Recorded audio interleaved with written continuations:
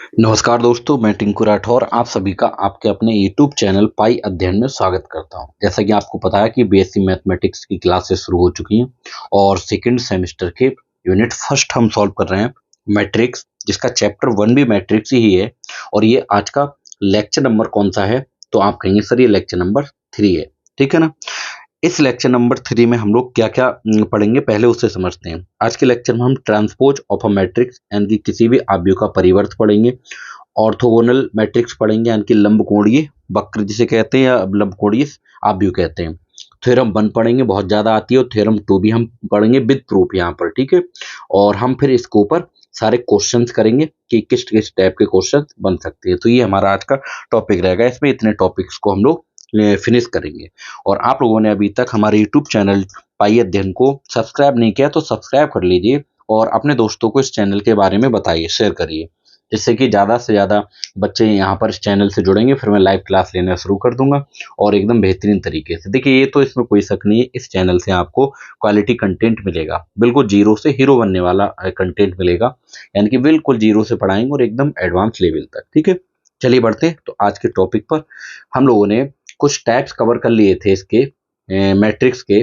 उसी के आगे के टाइप्स की अगर मैं बात करूं तो आज का जो टाइप हमारा रहेगा टाइप नंबर 19 यानी 19वां टाइप रहेगा सिंगुलर मैट्रिक्स। देखिए, सिंगुलर मैट्रिक्स क्या होती है, आप इस चीज को अच्छे से जानते भी होंगे कि कोई भी अगर हमारे पास बेटा स्क्वायर मैट्रिक्स है, कोई भी स्क्वायर मैट्रिक्स है ना, is said to be singular matrix if determinant of A equal to 0 और हम det of A equal to 0, जो डेट लिखा हुआ है ना, ये DET, इस डेट का मतलब डिटर्मिनेंट ही पढ़ा जाता है इसे, ठीक है, ध्यान रखिएगा। मतलब ये है अगर कोई मैट्रिक्स दे रखी है, उसका डिटर्मिनेंट निकालें, वो 0 आ रहा है तो वो सिंगुलर होगी। कहने का मतलब ये है कि अगर एक आव्यूह दे रखा है, उसका सारणिक निकालना है, डिटरमिनेंट मीन मतलब सारणिक जानते हैं, अगर वो 0 आ गया तो मतलब वो सिंगुलर मैट्रिक्स होगी। अब आइए मैं इसे एक एग्जाम्पल को लेके समझाने की कोशिश करता हूँ।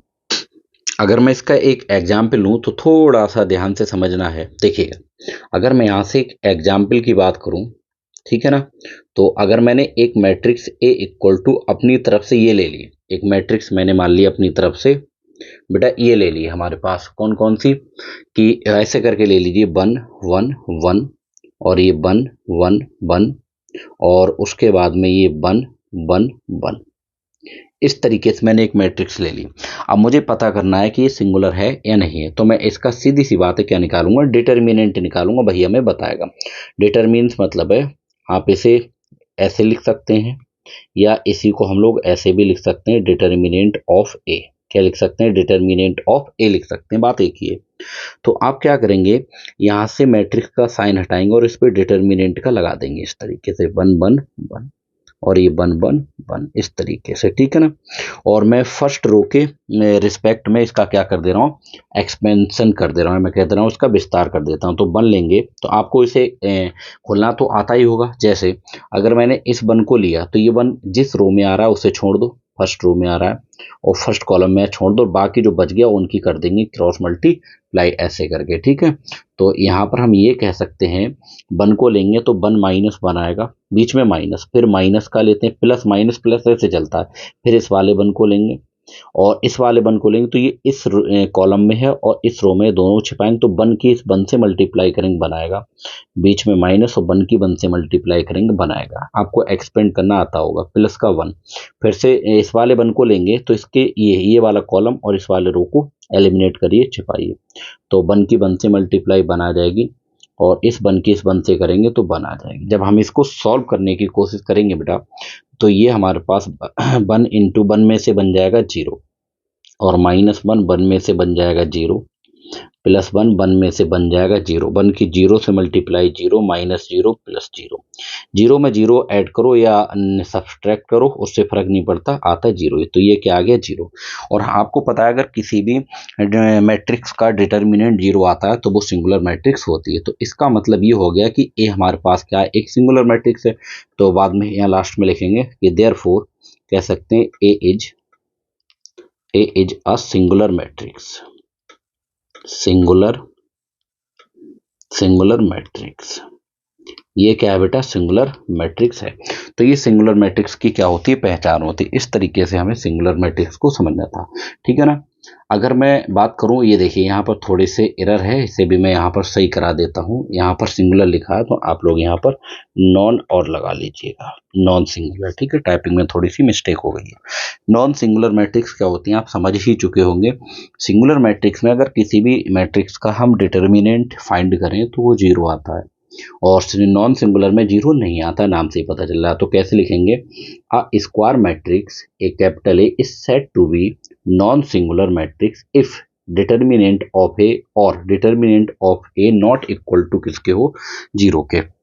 दो तरीके से लिखते हैं, ये जो डी से डेट नहीं पढ़ते हम लोग, डिटर्मिनेंट ही पढ़ते हैं, ध्यान रखिएगा थोड़ा, ठीक है। तो हम अगर किसी भी मैट्रिक्स का डिटर्मिनेंट निकालें और वो जीरो अगर आ गया तो कह सकते हैं सिंगुलर, नहीं आया तो नॉन सिंगुलर। जैसे एक एग्जाम्पल के थ्रू इसे अगर मैं समझने की कोशिश करूं तो देखिएगा, अगर मैं एक एग्जाम्पल यहाँ पर दे दूं बेटा, ठीक है। एग्जाम्पल, अगर मैं एग्जाम्पल की बात करूं कि मैंने एक मैट्रिक्स ले ली कैपिटल ए, कैपिटल ए मैंने यहाँ से ले ली, कितनी ले ली, 1 2 3, और ये 4 5 6 ऐसे करके, फिर ये 7 और ये 8 और ये 9, 2 by 2 की हो सकती है, 3 by 3 की, कुछ भी। अब हमें पता लगाना है कि ये नॉन सिंगुलर है या नहीं है। तो सीधी सी बात है ना, इसका हम क्या निकालेंगे, डिटर्मिनेंट।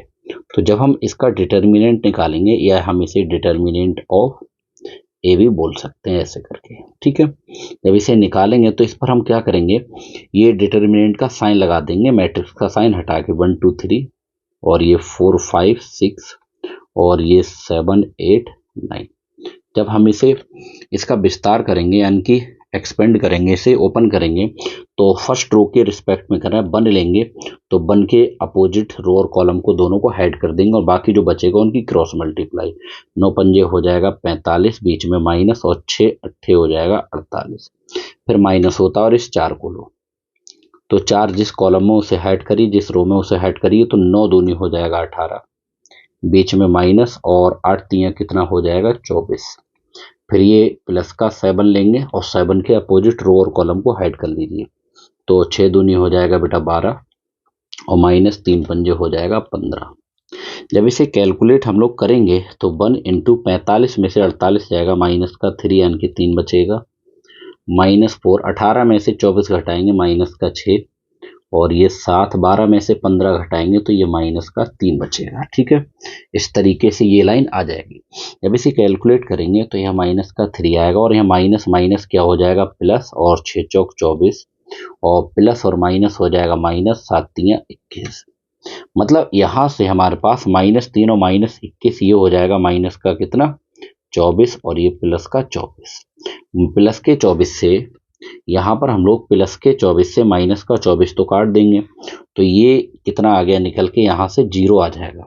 और आपको पता है अगर ये जीरो आ गया तो सीधी सी बात है ना कि ये कह सकते हैं। अब इसमें देखिए, अच्छा इसमें एक मिनट और यहाँ समझिएगा, ये भी जीरो आ गया देखिए, तो इसका मतलब ये भी सिंगुलर मैट्रिक्स का एग्जाम्पल है। इसका मतलब है ये एग्जाम्पल हम नहीं दे सकते। अब इसमें थोड़ा सा करेक्शन करके देखते हैं, थोड़ा ध्यान देने की कोशिश करिएगा। देखिए मैं यहाँ पर किसी एक डिजिट को चेंज कर दे रहा हूँ, मान लीजिए 9 को मैंने चेंज किया, और 9 को चेंज करके मैं यहाँ पर 1 लिख देता हूँ। चलिए यहाँ पर कितना लिख देता हूँ, 1। फिर देखता हूँ क्या मेरी कहानी यहाँ पर बन रही है।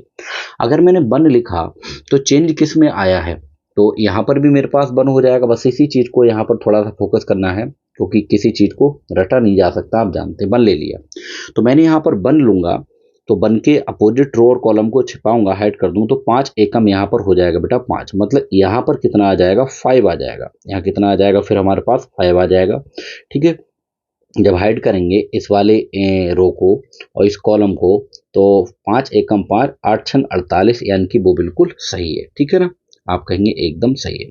फिर क्या करेंगे, हम 4 को लेंगे, तो 4 इस कॉलम में इसे हाइड करिए, इस रो में हाइड करिए, तो 2 एकम हो जाएगा 2, और 8 तियां 24। तो इसका मतलब ये हुआ यहाँ से कि यहाँ पर अपने पास हो जाएगा कितना, 2 एकम 2 हो जाएगा। कितना हो जाएगा, 2 एकम 2। और 8 3 24 बिल्कुल सही।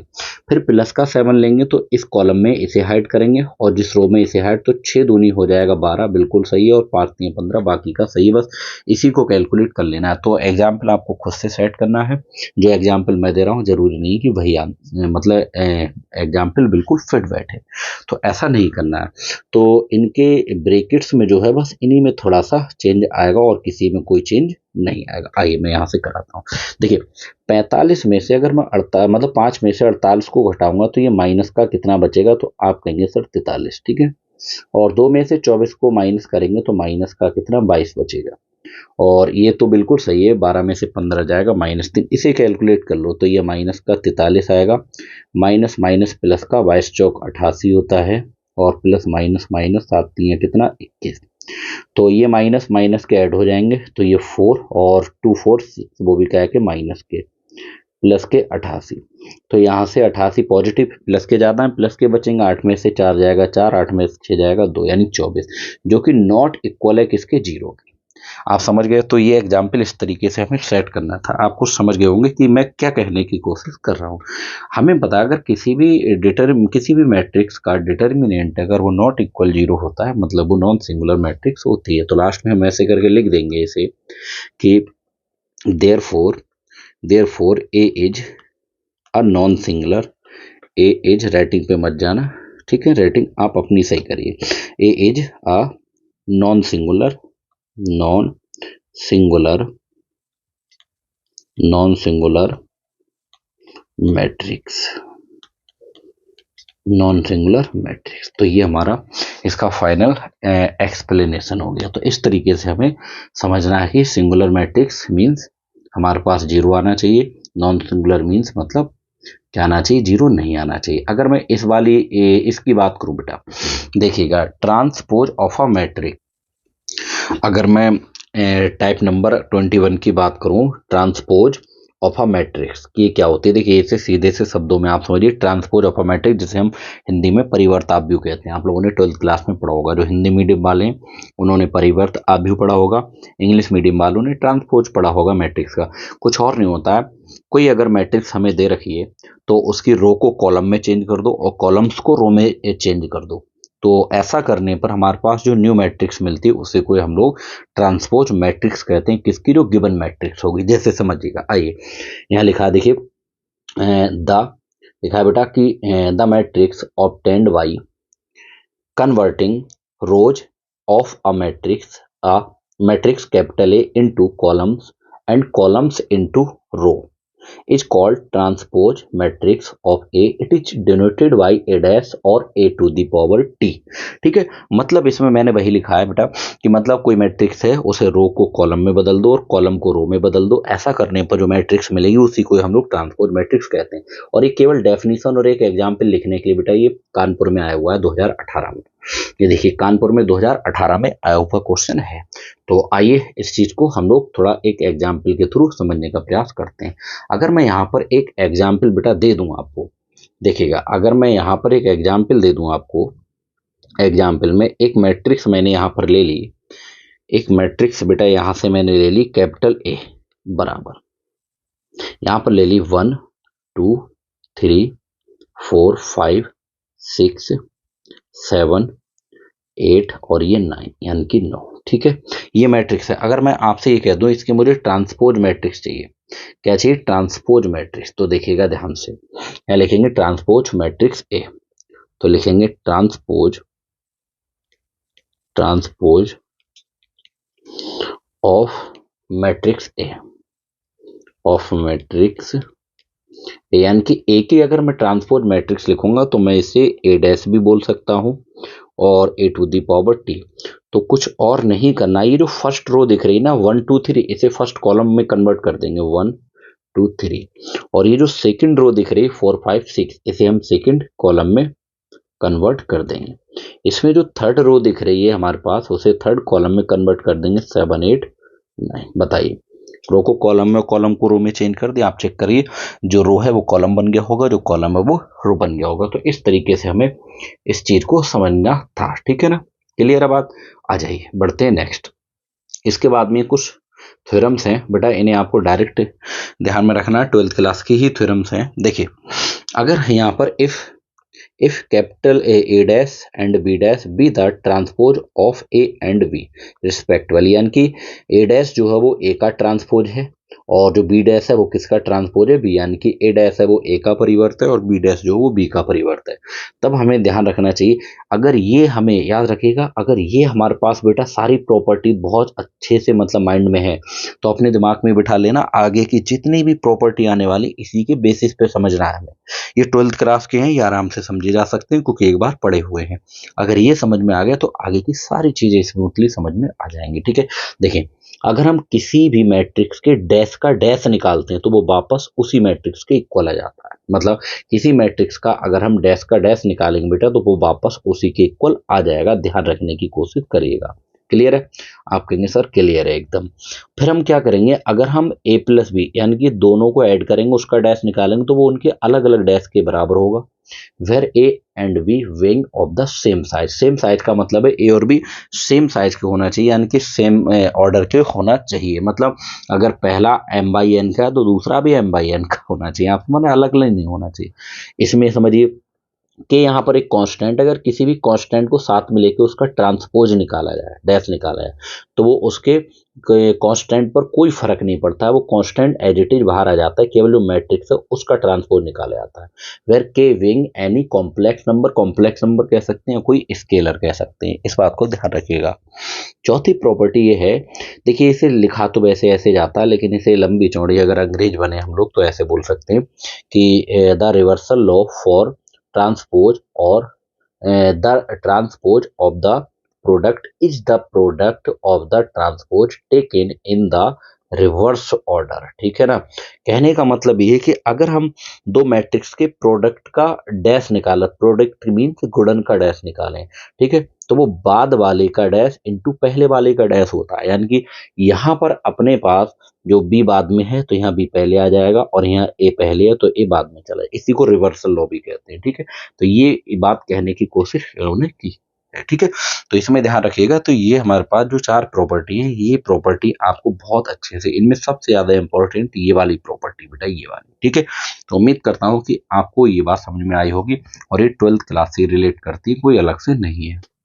आइए बढ़ते हैं नेक्स्ट डेफिनेशन पे। नेक्स्ट हमारी जो डेफिनेशन रहेगी वो रहेगी बेटा ऑर्थोगोनल मैट्रिक्स। ठीक है, जिसे हम लंब कोणीय आव्यूह कहते हैं। देखिए ये इंपॉर्टेंट रहेगी अपनी, यानी कि ये वाला जो है बेटा टॉपिक ये इंपॉर्टेंट है, ये ध्यान रखना। क्वेश्चन यहीं से बनते हैं आपके जो बीएससी में क्वेश्चन बनते हैं बेटा एग्जाम में, वो यहीं से बनते हैं, इसी के ऊपर एक क्वेश्चन मिलेगा। ठीक है, जैसे इसको थोड़ा समझने का प्रयास करेगा। क्वेश्चन ये कह रहा है हमसे, ऑर्थोगोनल मैट्रिक्स होती क्या है? ये होती है अ स्क्वायर मैट्रिक्स, स्क्वायर होना चाहिए, square matrix capital A is said to be orthogonal if A dash into A I के इक्वल होना चाहिए, या हम कहते हैं A inverse equal to A के ट्रांसपोज के इक्वल होना चाहिए। कहने का ये मतलब है बेटा कि कोई भी मैट्रिक्स दे रखी है उसी का उसके ट्रांसपोज के साथ प्रोडक्ट निकालें तो वो वापस यूनिट मैट्रिक्स देना चाहिए, यानी कि आई देना चाहिए। तो ऐसे मैट्रिक्स को हम क्या बोलते हैं? ऑर्थोगोनल मैट्रिक्स कहते हैं। बहुत ही जबरदस्त क्वेश्चन है ये, कानपुर में 2009 में पूछा गया, 19 में भी पूछा गया है, और ये हमारे पास काशी में 17 और 19 में एक ही जगह आई लगा लेना आप लोग। ठीक है ना, तो यहाँ पर ये पूछा गया और बहुत ही जबरदस्त क्वेश्चन है।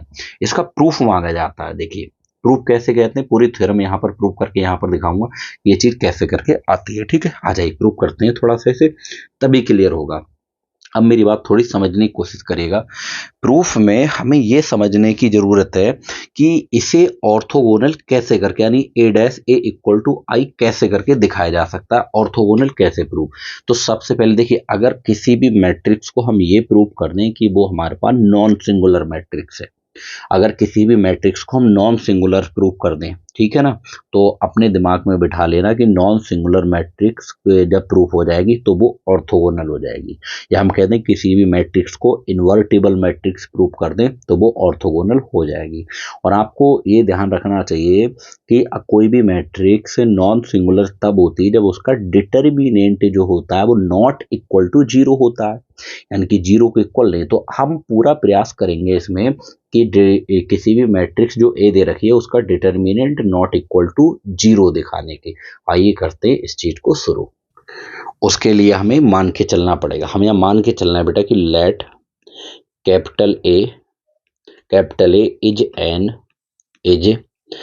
Is an orthogonal matrix, is an orthogonal matrix, orthogonal matrix. अब सीधी सी बात, अगर इसे हमने ऑर्थोगोनल मैट्रिक्स मान ही लिया है तो सीधी सी बात ये हो गया कि A dash into A equal to किसके होगा, आई के। देखिए ए डैश इंटू ए बोलो या ए इंटू ए डैश बोलो, एक ही बात यहाँ पर होगी, ध्यान रखिएगा। अगर मैं कहीं ए डैश इंटू ए लिख रहा हूँ या ए इंटू ए डैश, एक ही बात होगी। आप दोनों में से कुछ भी लिख सकते हैं, ठीक है। सीधी बात है, मुझे डिटर्मिनेंट नॉट इक्वल टू 0 दिखाना है तो मैं इसमें डिटर्मिनेंट को लेना पड़ेगा मुझे। तो क्या लिखेंगे, ऑन टेकिंग डिटर्मिनेंट। क्या लिखेंगे, ऑन टेकिंग डिटर्मिनेंट को शॉर्ट में हम ऐसे डेट लिख देते हैं। जब दोनों साइड में डिटर्मिनेंट बेटा ले लेंगे तो ये हमारे पास हो जाएगा determinant of A dash into A equal to determinant of I होता है। और हमें पता है बहुत अच्छे से कि अगर दो मैट्रिक्स पर डिटर्मिनेंट लगाओ तो उन्हें अलग अलग मैट्रिक्स कर सकते हैं। ऐसे करके लिखा जा सकता है। इसे हम लोग लिख सकते हैं कि determinant of A dash into determinant of A लिख सकते हैं। और ये यूनिट मैट्रिक्स है। यूनिट मैट्रिक्स का जो डिटर्मिनेंट होता है हमेशा याद रखिएगा 1 होता है। कितना होता है, 1 होता है। आप निकाल के देखिएगा, कोई सी भी यूनिट मैट्रिक्स हो उसका डिटर्मिनेंट आप निकालेंगे तो वो हमेशा 1 होता है। मैं यहाँ पर लिख के भी आपको दिखा देता हूँ, बिकॉज यहाँ पर लिख के दिखा देता हूँ बिकॉज हम जानते हैं अच्छे से कि कोई भी दो मैट्रिक्स हैं उनका डिटर्मिनेंट निकाले तो उनके अलग अलग मैट्रिक्स के प्रोडक्ट के इक्वल होता है। तो यहाँ पर साइड में हम लोगों ने ये लिख के भी दिखा दिया, ठीक है। यहाँ पर थोड़ा सा मैं आपके लिए और भी बता दूं, ठीक है ना। इसमें एक चीज और आपको याद रखनी है कि यहाँ से हमें क्या करना पड़ेगा, किसी भी डिटर्मिनेंट के मतलब ट्रांसपोज का, मतलब किसी भी मैट्रिक्स के ट्रांसपोज का डिटर्मिनेंट और उस मैट्रिक्स के डिटर्मिनेंट के इक्वल होता है। यानी कि ए डैश का डिटर्मिनेंट जो होता है वो डिटर्मिनेंट ऑफ ए के इक्वल होता है। आप यहाँ से ये भी आप प्रैक्टिकल करेंगे घर पे बैठ के, ये आपके लिए होमवर्क देता हूँ मैं। यहाँ से हमेशा याद रखिएगा, किसी भी मैट्रिक्स के ट्रांसपोज का डिटर्मिनेंट इक्वल होता है उस मैट्रिक्स के डिटर्मिनेंट के इक्वल होता है। यहाँ पर ये रख दिया। अगर मैं यहाँ से और कैलकुलेट करूँ तो अगर मैं यहाँ से बेटा डिटर्मिनेंट ऑफ ए की डिटर्मिनेंट ऑफ ए से मल्टीप्लाई करूँगा तो ये मेरे पास हो जाएगा डिटर्मिनेंट ऑफ ए का होल स्क्वायर इक्वल में कितना 1 हो जाएगा। तो आप कहेंगे सर यहाँ तक कोई दिक्कत या परेशानी वाली बात नहीं है, ये ऐसे करके आ जाएगा। और हम एक बात और जानते हैं, जब हम एक तरफ से होल स्क्वायर हटाते हैं तो दूसरी तरफ क्या लगाते हैं, अंडर रूट लगाते हैं, साथ में प्लस और माइनस भी लगाते हैं। तो determinant of A equal to आ जाएगा +-1। अब बताइए यहाँ से जो ए का डिटर्मिनेंट आया है क्या वो 0 आया है? तो आप कहेंगे सर ये 0 नहीं आया। तो यहाँ से हम एक बात देख रहे हैं, बिकॉज कि determinant of A not equal है किसके, 0 के। और 0 के इक्वल नहीं है तो हम ए को क्या बोल सकते हैं, कह सकते हैं नॉन सिंगुलर मैट्रिक्स है। तो हम इसे बोल सकते हैं देयरफॉर, इसे इन्वर्टिबल भी कह सकते हैं। तो बोल सकते हैं कि कैपिटल ए इज इन्वर्टिबल। क्या बोल सकते हैं इसे, इन्वर्टिबल। इसकी जगह पर हम लोग ये भी लिख सकते हैं और लिख सकते हैं कि capital A is non singular. क्या लिख सकते हैं इसे, नॉन सिंगुलर।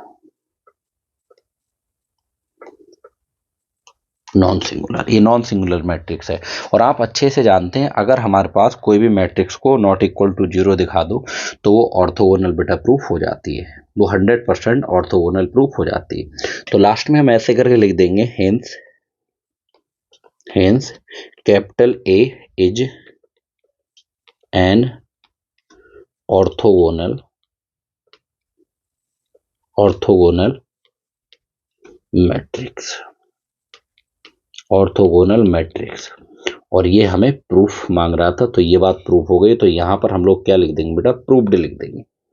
क्या लिख देंगे, प्रूव्ड यहाँ से लिख देंगे। अब बताइए क्लियर हुआ? तो ये हमारा इसका प्रूफ है।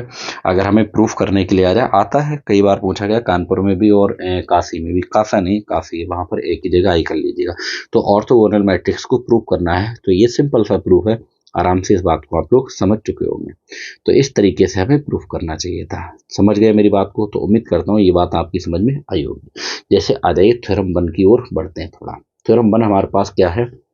थ्योरम 1 अपने पास ये कह रही है भाई कि if A, B and road orthogonal matrices, then AB and BA are also orthogonal matrices। ये बेटा काशी में भी आया 2017 में और कानपुर में भी आया 2019 में। देखिए इसमें थोड़ा सा ध्यान देना, ये क्या मतलब है इसका। देखिए एन रोड मैट्रिक्स का ये मतलब होता है बेटा स्क्वायर मैट्रिक्स। एन रोड का मतलब ये हो गया कि उसमें एन रो होंगी तो एन ही उसमें कॉलम होंगे। ठीक है, तो इस बात को ध्यान रखिएगा। अगर कहीं एन रोड है इसका मतलब एन बाई एन होता है। क्या होता है? अगर मान लो एम रोड होता तो वो एम बाई एन होता। अगर थ्री रोड होता तो थ्री बाई थ्री होता। सिंपल सी बात है। तो इसका मतलब ये होता है बेटा ये स्क्वायर मैट्रिक्स है, जिस भी ऑर्डर की होगी वो होगी स्क्वायर मैट्रिक्स, यानी रो और कॉलम उसमें इक्वल होंगे।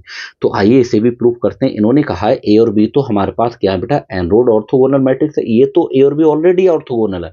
ए ऑर्थोगोनल है इसका क्या मतलब हुआ कि A dash equal to I होगा। अभी प्रूव कराया है ऑर्थोगोनल कोई मैट्रिक्स होती है तो वो और उसका डैश इक्वल टू आई होता है। बी भी एक ऑर्थोगोनल है तो इसका मतलब B into B dash equal to I होगा। बात क्लियर हो गई? ये गिवन है हमें। फिर कह रहा है तब हमें ये प्रूव करना है जो ए बी है और जो बी है वो ऑल्सो ऑर्थोगोनल मैट्रिसेस हैं, यानी कि ए बी भी एक ऑल्सो ऑर्थोगोनल मैट्रिसेस होगा और बी ए भी एक ऑर्थोगोनल मैट्रिक्स या मैट्रिसेस होगा। ये हमें प्रूव करना। आइए करते हैं प्रूफ इसे। देखिए इसमें हमसे कहा गया है, हमसे कह रखा है, जो बात दे रखी है पहले उसे यहाँ पर लिखिए। हमसे कह रहा है कि A and B be n rowed क्या है? N rowed orthogonal matrices. N rowed orthogonal matrices, ये हमें गिवन है, हमें दे रखा है। ये क्या है? Matrices n rowed. और सीधी बात है अगर ये ऑर्थोगोनल है तो इसका क्या लॉजिक निकलता है यहाँ से? देयरफॉर, इसीलिए हम ये कह सकते हैं ए डैश बोल दो या ए डैश से बातें किए इक्वल टू आई होगा and B dash equal to भी किसके होगा? आई के होगा। और इसे मान लेते हैं हम इक्वेशन फर्स्ट मान लेते हैं, क्योंकि सीधी बात है ना कि अगर ये ए और बी ऑर्थोगोनल है, ऑर्थोगोनल कहता है भाई कोई होता है तो वो और उसका डैश आई होता है। क्लियर है? अच्छा एक बात इन्होंने और कह रखी है, उसे भी थोड़ा सा समझिए। देखिएगा हमें एक बात तो कंफर्म हो गई कि अगर ये ऑर्थोगोनल है तो अभी अभी मैंने प्रूव कराया कि ऑर्थोगोनल है तो ये हमारे पास सिंगुलर मैट्रिक्स भी होंगी। अभी अभी देखिए यहाँ पर प्रूव कराया है, थोड़ा सा ध्यान देने की कोशिश करिएगा। देखिए ये यहाँ पर ऑर्थोगोनल है, यहाँ पर हम लोगों ने ऑर्थोगोनल प्रूव किया है। ऑर्थोगोनल कब आया है? जब ये हमारे पास सिंगुलर नॉन सिंगुलर मैट्रिक्स आई। नॉन सिंगुलर का मतलब है ये इसका determinant not equal to zero होगा। तो इसी बात का हम लोग यहाँ पर यूज करेंगे। थोड़ा सा ध्यान देने की कोशिश करेगा। अगर ये हमारे पास सीधी बात है कि ऑर्थोगोनल है तो हम ये भी कह सकते हैं देयरफॉर, साथ ही साथ में ये भी बोल सकते हैं कि ए का डिटरमिनेंट नॉट इक्वल होगा जीरो के and determinant of B not equal होगा किसके? जीरो के। इसको हम इक्वेशन सेकंड नाम दे देते हैं, हमें इसकी जरूरत पड़ सकती है। अच्छा एक बात ये बताओ, अगर A B not equal zero है और बी का बी नॉट इक्वल जीरो है, यानी कि determinant of A B not equal to zero है और determinant of B B not equal to zero है, तो सीधे से शब्दों में हम ये कह सकते हैं इम्प्लाइज दैट कि हमारे पास mod of A B not equal to zero होगा and mod of B A ये भी बेटा नॉट इक्वल टू जीरो होगा। इसे मान लीजिए इक्वेशन थर्ड, यानी कि जो जो चीजें हमें गिवन थी उसकी हेल्प से हमारे पास जितनी चीजें निकल सकती थी वो सारी चीजें हम निकाल सकते हैं। ठीक है, अब सीधी बात अगर ये A B not equal to zero और B A B not equal to zero तो ए बी और बी ये हमारे क्या हो जाएंगे? नॉन सिंगुलर हो जाएंगे। तो देयरफॉर हम ये कह सकते हैं therefore A B and B A are non singular matrices. Non singular matrices, ठीक है ना। ये कैसे होंगे? Non singular matrix. Non singular matrix होंगे तो इस चीज को हम ऐसे भी लिख सकते हैं, दैट इज मीन्स अथवा, ठीक है ना। ये ऐसे भी लिख सकते हैं। ए बी अगर नॉन सिंगुलर है तो मेरी बात ध्यान से समझने की कोशिश करिएगा, जो बात मैं बताने की कोशिश कर रहा हूं यहाँ पर, ठीक है। अगर मैं यहाँ से ए बी का होल डैश निकालूंगा तो आपको पता है क्या होता है, बाद वाले का डैश इंटू पहले वाले का डैश, एंड सेम इसी तरीके से अगर मैं यहाँ पर बी ए का होल डैश निकालूंगा तो आपको पता है क्या होगा, बाद वाले का डैश इंटू पहले वाले का डैश। रिवर्सल फॉर्मूला है ये, इसे हम मान ले रहे हैं इक्वेशन 4। आप कहेंगे सर यहां तक आपने क्या कर दिया, समझ में आ गया, कुछ और इसमें नया नहीं किया, जो बात इसने कही है वो हमने करके लिख दे गए, ठीक है। इंपॉर्टेंट है, आती है, ठीक है। उसके बाद में एक बात ये बताइए, उसके बाद में हमें ये देखना है, अब हमें प्रूफ क्या करना है। तो सबसे पहले प्रूफ करना है ए बी को ऑर्थोगोनल। तो ए बी ऑर्थोगोनल कब होगा, जब मैं ए बी और, ध्यान से समझिए, ए बी ऑर्थोगोनल होगा ए बी और ए बी का होल डैश किसके इक्वल दिखा दूं, आई के इक्वल दिखा दूं, तो ये मेरे पास ऑर्थोगोनल हो जाएगा। तो मैं इसी को यहाँ पर करता हूँ शुरू। देखिए आई, पहले पार्ट को हम यहाँ पर नोटिस करते हैं, पहले पहले पार्ट को नोट करते हैं। देखिए पहला जो पार्ट हमारे पास रहेगा कौन सा, 9 भी है। देखिए अब हम पहले पार्ट को सॉल्व करेंगे, 9 भी है, 9 भी है। देखिए पहले पार्ट को अगर मैं यहां से देखूं तो पहले पार्ट को हम यहां पर देखेंगे कि ए बी और ए बी का होल डैश ये निकालेंगे। अगर ये आई के इक्वल आ गया तो ए बी हमारा ऑर्थोगोनल हो जाएगा, बात खत्म हो जाएगी। हम ए बी तो अपने पास ये है ही है, और ए बी का होल डैश कैसे निकालते हैं, बाद वाले का डैश इंटू पहले वाले का डैश, ठीक है। यहाँ पर हमने किसका यूज कर दिया, तो आप कहेंगे सर यहाँ पर हमने इक्वेशन फर्स्ट से यूज कर दिया। देखिए फर्स्ट नहीं, सॉरी, फोर्थ से हमने इसका यूज कर दिया, ठीक है। तो यहाँ पर हम लोग लिख के भी प्रॉपर दिखाएंगे, from equation fourth, equation fourth से हमने यहाँ पर काम कर दिया है। अब अगर मैं यहाँ से बात करूं तो आपको पता है कि हम लोग यहाँ पर क्या करते हैं भाई, अगर चार मैट्रिक्स मल्टीप्लाई में है तो हम बीच बीच वालों को एक कर सकते हैं, ऐसा करने से कोई दिक्कत नहीं होती है। ये बीच बीच वालों को सेम कर सकते हैं, बी इंटू बी डैश और ये ए डैश, ये तो अपने पास यहाँ पर चल ही रहा है, ठीक है। अब यहाँ थोड़ा फोकस करना है आपके लिए, कौन सी इक्वेशन पे, बी इंटू बी डैश की वैल्यू हम निकाल चुके हैं। देखिए ये है बी इंटू बी डैश की वैल्यू कितनी है, आई है, इक्वेशन फर्स्ट है। तो हम b इंटू बी डैश की जगह i लिख देंगे, और यहाँ a डैश तो इंटू में चल रहा है, और यहाँ बताएंगे फ्रॉम इक्वेशन फर्स्ट। कहाँ से ये कहानी बनी है, तो आप कहेंगे फ्रॉम इक्वेशन फर्स्ट, फर्स्ट से ये लगा दी। और आपको पता है ना किसी भी मैट्रिक्स में अगर यूनिट मैट्रिक्स से मल्टीप्लाई करें तो उस मैट्रिक्स पर कोई फर्क नहीं पड़ता है।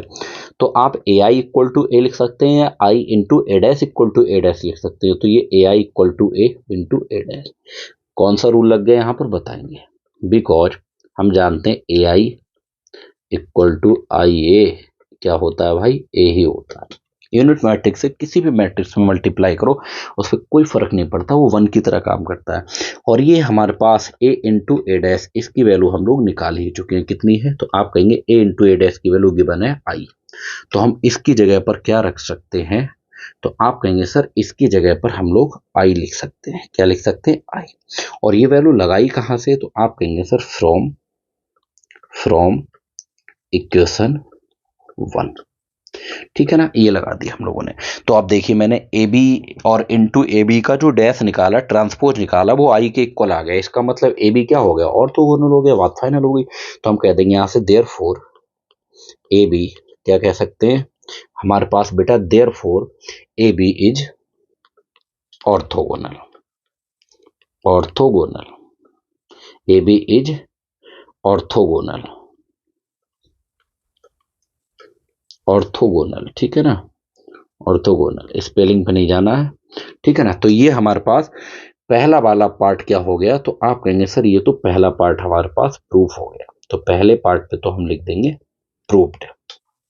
अब देखिए सेकंड पार्ट, सेकंड पार्ट में क्या कह रहा है इसे भी थोड़ा सा समझिए। सेकंड पार्ट में हमें बीए को भी हमें क्या दिखाना है, ऑर्थोगोनल। अब हम क्या करेंगे, जब सेकंड पार्ट में बीए को दिखाएंगे तो बीए इंटू बीए डैश निकालेंगे, ठीक है ना। तो ये सेकंड पार्ट देखिएगा, सेकंड पार्ट में हमें क्या करना है, नाउ अब हम किसके लिए काम करेंगे, कि बी ए, और ये कलर मैं यहाँ से थोड़ा सा चेंज कर लेता हूँ। देखिए अब मैं यहाँ से बात करने वाला हूँ बेटा बी ए और इंटू बी ए डैश, ये निकालूं बी ए का ट्रांसपोज, ट्रांसपोज कर दो, डैश कर दो, बात की इसे हम निकालेंगे। अब समझिएगा ध्यान से, जब हम इसे निकालेंगे बेटा तो ये हमारे पास आ जाएगा, आप रूल लगाना जानते ही हैं, तो ये हमारे पास बी ए तो चल ही रहा है, और बी ए का होल डैश का मतलब होता है बाद वाले का डैश, यहाँ पर पहले आता है और पहले वाले का डैश, बाद वाले का डैश इंटू पहले वाले का डैश, और बीच बीच वालों को हम क्या कर सकते हैं, इक्वल कर सकते हैं, और ये बी डैश, ठीक है ना। और ये हमारे पास क्या हो जाएगा यहाँ से बी, और आपको पता है ए डैश की वैल्यू कितनी है, आई दे रखी है, और ये बी डैश कहाँ से, इक्वेशन फर्स्ट से, तो यहाँ पर मैं लिख दे रहा हूँ फ्रॉम इक्वेशन फर्स्ट, ठीक है ना, इक्वेशन फर्स्ट से। आप कहेंगे बात एकदम क्लियर है, ठीक है। और ये हमारे पास कितना है, आपको ये भी अच्छे से पता है बेटा कि बी आई किसके इक्वल होता है, बी के इक्वल होता है, और ये बी डैश, और बी डैश किसके इक्वल होता है, आप कहेंगे आई के, ये दे रखा है। तो यहाँ जो हमने वैल्यू लगाई है वो B I equal I B equal B ही होता है, और यहाँ वैल्यू लगा दी फ्रॉम इक्वेशन फर्स्ट से। तो इसका मतलब क्या हुआ भाई, बी ए बी क्या है, ऑर्थोगोनल है।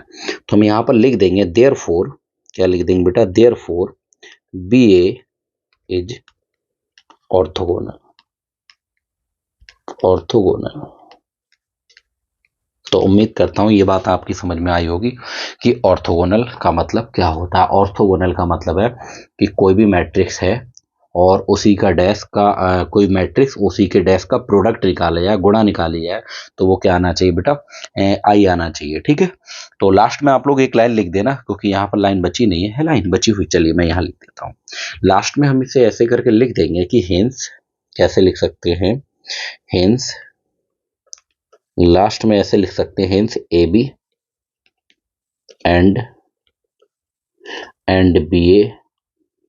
And B A are orthogonal, orthogonal are orthogonal matrices, matrices.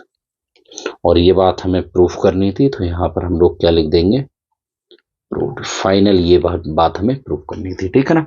तो इस तरीके से बेटा हमें इस थ्योरम को प्रूफ करना था। तो उम्मीद करता हूँ ये थ्योरम आपकी समझ में आई होगी। एक बार मैं पूरा दिखा देता हूँ इसे, देखिएगा।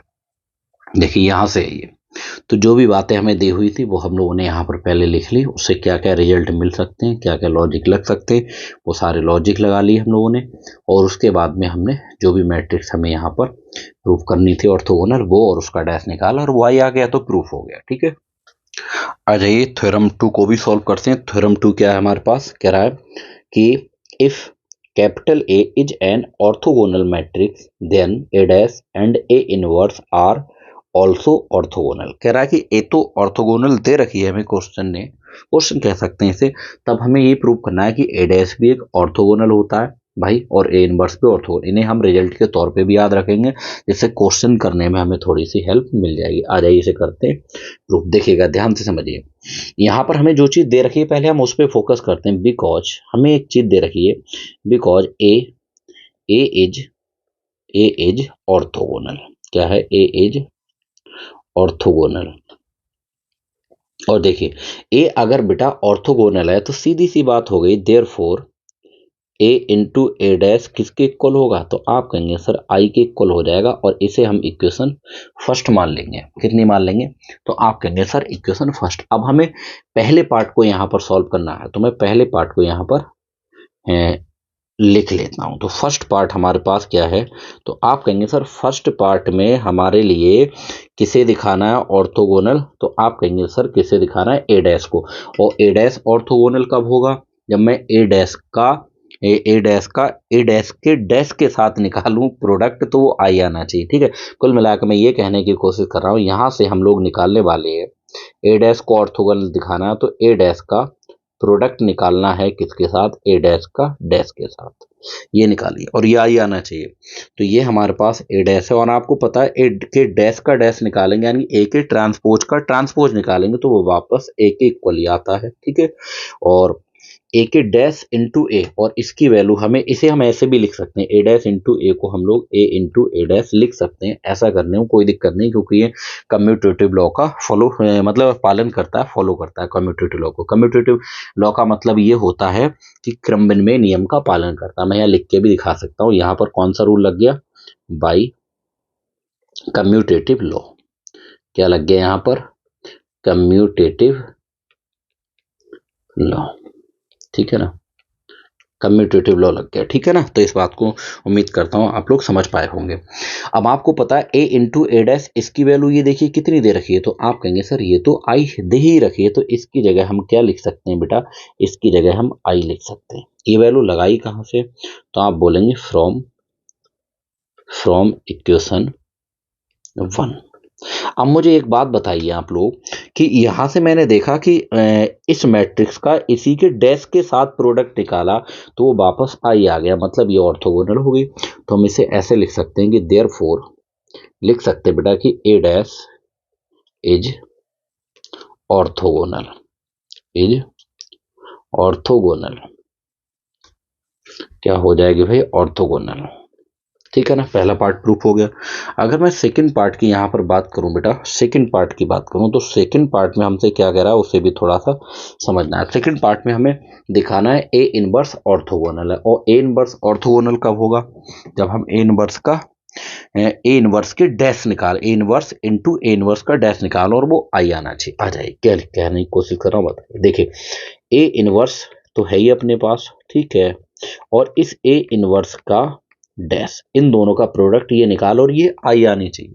तो आपने दिमाग में एक चीज बिठा लिए कि किसी भी मैट्रिक्स के इनवर्स का डैश निकालो या डैश का इनवर्स निकालो, दोनों इक्वल होते हैं। तो ये मेरे पास ए इनवर्स तो मेरे पास बेटा है ही यहाँ पर ए इनवर्स, और इस ए इनवर्स के डैश को मैं ऐसे लिख सकता हूँ कि ए डैश का होल इनवर्स, ऐसे लिख सकता हूँ। ऐसा करने में कोई दिक्कत नहीं होगी। यहाँ पर साइड में लिख के भी हम दिखा देंगे कि यहाँ पर कौन सा रूल हम जानते हैं कि ए इनवर्स का होल डैश इक्वल होता है बेटा ए डैश के इनवर्स के इक्वल होता है। ऐसा मैं मान के चलता हूं कि ये वाली स्टेप आपकी समझ में आई होगी। ठीक है ना, अब यहाँ पर थोड़ी सी समझने वाली बात है जो कि आपको थोड़ा सा सताएगी स्टेप, लेकिन उम्मीद करता हूं कि आपको नहीं सताने दूंगा मैं, है ना। देखिए एक बात ये बताइए मुझे, यहाँ पर थोड़ा समझना, बिकॉज अभी मैंने आपको बताया कि अगर मैं यहाँ से ए बी का होल इनवर्स निकालूं तो इसका क्या मतलब होता है, बाद वाले का इनवर्स और इनटू पहले वाले का इनवर्स, ये होता है। एक बात ये बताइए, मैं इसकी जगह पर ये वाली स्टेप लिख सकता हूं तो मैं इस वाली स्टेप की जगह ये नहीं लिख सकता। आप कहेंगे सर लिख सकते हैं, दोनों इक्वल है। अब देखिए मैं इस वाली स्टेप को इसमें कैसे कन्वर्ट करता हूं। यहाँ पर मेरे पास जो बाद में लिखा हुआ है मैट्रिक्स, जो मैट्रिक्स बाद में यहाँ के पहले लिख दी गई है, लेकिन ये इनवर्स हटा दिया गया है। चेक करने की कोशिश करना, यहाँ पर जो पहले मैट्रिक्स लिखी है यहाँ के बाद में लिखी गई है और इसका इनवर्स हटा दिया है, अंदर हटा दिया। और जो यहाँ पर होल इनवर्स यहाँ था, होल इनवर्स मतलब यहाँ इनवर्स था, यहाँ इनवर्स था, तो यहाँ पर मैंने उसको होल इनवर्स बना दिया। अब देखिए इसी चीज को मैं कैसे कन्वर्ट करता हूँ, मैं इससे इसमें कन्वर्ट करने की कोशिश कर रहा हूँ। आप लोग इस चीज को समझने की कोशिश करिएगा क्योंकि यही स्टेप इसमें मैंने, और कुछ नहीं। देखिए बाद में यहाँ कौन लिखा हुआ है अंदर, ए डैश। आप कहेंगे सर मैं ए डैश जो बाद में उसे पहले लिख दूंगा, और जो पहले लिखा हुआ है ए, इसे मैं कहाँ लिख दूंगा, तो आप कहेंगे सर इसके लिए मैं लिख दूंगा बाद में ए। और अब समझने वाली बात यह है कि यहाँ भी इनवर्स है, यहाँ भी इनवर्स है। जैसे मेरे पास बेटा यहाँ भी इनवर्स था, यहाँ भी इनवर्स था, यहाँ के होल इनवर्स लग गया, तो आप कहेंगे बात समझ गए। ऐसे यहाँ इनवर्स होगा, यहाँ इनवर्स होगा, तो यहाँ पर आके होल इनवर्स लग जाएगा। उम्मीद करता हूँ ये स्टेप समझ में आई होगी। तो यानी कि इसके स्थान पर हम ये वाली चीज को लिख सकते हैं। अब आप यहाँ पर लॉजिक लगा सकते हैं, आराम से आपको दिखती होगी, स्टेप बन चुकी है। यहाँ पर हम लोग यहाँ से क्या करेंगे, ए डैश इंटू ए को मैं ए इंटू ए डैश लिख सकता हूँ इनवर्स, इसका होल इनवर्स। और कौन सा रूल यहाँ पर लग गया है, वाई कम्यूटेटिव लॉ, तो यहाँ पर आप सामने लिख दीजिएगा। अब ये ए इंटू ए डैश, ये इसकी वैल्यू कितनी दे रखी है, तो आप कहेंगे सर आई दे रखी है, तो हम इसकी जगह पर क्या लगा देंगे, आई, और इसका होल इनवर्स चल रहा है। ठीक है, वैल्यू कहाँ से लगाइए, तो आपका जवाब होगा कि सर फ्रॉम इक्वेशन 1। कहाँ से हमने वैल्यू लगा दी, तो आप कहेंगे सर फ्रॉम इक्वेशन 1। अब यहाँ समझने वाली बात यह है, देखिए यूनिट मैट्रिक्स एक 1 की तरह काम करती है। किसकी तरह करती है, 1 की तरह। यूनिट मैट्रिक्स का स्क्वायर निकालो, क्यूब निकालो, 4 निकालो, वापस देगी यूनिट मैट्रिक्स। ऐसे ही यूनिट मैट्रिक्स की अगर आप इनवर्स निकालोगे तो बेटा वापस यूनिट मैट्रिक्स ही आता है। तो आई का अगर मैं यहाँ से इनवर्स निकालूंगा तो वो वापस क्या देता है बेटा, आई ही देता है। इतना ध्यान देने की कोशिश करिएगा, ठीक है ना। तो आप कहेंगे सर ये बात एकदम क्लियर हो पा रही है। तो मैंने देखा ए इनवर्स का इसी के डैश के साथ मैंने प्रोडक्ट निकाला, मल्टीप्लाई निकाली, तो वो वापस आई के इक्वल आ गई। और अगर ये आई के इक्वल आ गई तो आप समझ ही गए होंगे, इसका मतलब है ये ऑर्थोगोनल है। तो हम कह सकते हैं देयरफॉर, कह सकते हैं कि ए इनवर्स इज ऑर्थोगोनल। क्या है ये, तो आप कहेंगे सर ऑर्थोगोनल है। ये क्या है, ऑर्थोगोनल, ठीक है ना। तो इस तरीके से हमें ये दोनों पार्ट्स को प्रूव करना था। तो लास्ट में हम ऐसे करके लिख भी सकते हैं, हेंस करके, hence A dash and A inverse are also orthogonal, बनना यहीं पर लिख दीजिए प्रूव्ड। ये प्रूव्ड हो गया, ठीक है ना। ये क्या हो जाएगा, ये प्रूव्ड हो गया। बताइए क्लियर है ना। देखिए आप लोग कमेंट करके जरूर बताइएगा कि आपकी ये चीजें समझ में आ रही या नहीं आ रही। अगर दिक्कत है तो कमेंट करिएगा ना, क्योंकि मैं कोशिश करूंगा कि आपकी सारी चीजें यहीं पर क्लियर हो जाए। आइए इसके ऊपर कुछ क्वेश्चंस को करते हैं, फिर हम लोग बाकी के क्वेश्चन नेक्स्ट क्लास में लेंगे, है ना। या देखिए चलिए ये लेक्चर थोड़ा सा बेटा बड़ा हो जाएगा, तो मैं एक काम करता हूँ बेटा कि हम लोग इस टॉपिक को या क्वेश्चन को हम नेक्स्ट लेक्चर में लेंगे। इस वाले लेक्चर में हम लोग यहीं पर ब्रेक करते हैं, ठीक है। देखिए अगर वीडियो पसंद आ रही है, समझ में आ रहा है, तो लाइक और शेयर जरूर कर दीजिएगा, क्योंकि आप लोगों का एक लाइक और शेयर जो होगा हम लोगों को मोटिवेट करता है, जिससे कि हम लोग और भी बेहतरीन तरीके से काम करने का प्रयास करेंगे, है ना। अगर वीडियो लाइक नहीं की है तो लाइक कर दीजिए, शेयर कर दीजिए। चैनल सब्सक्राइब नहीं किया तो चैनल को वही जरूर सब्सक्राइब कर लेना है, जिससे आपको लिए बेहतरीन कंटेंट मिलता रहे। चलिए मिलते हैं नेक्स्ट लेक्चर में, तब तक के लिए थैंक यू, जय हिंद।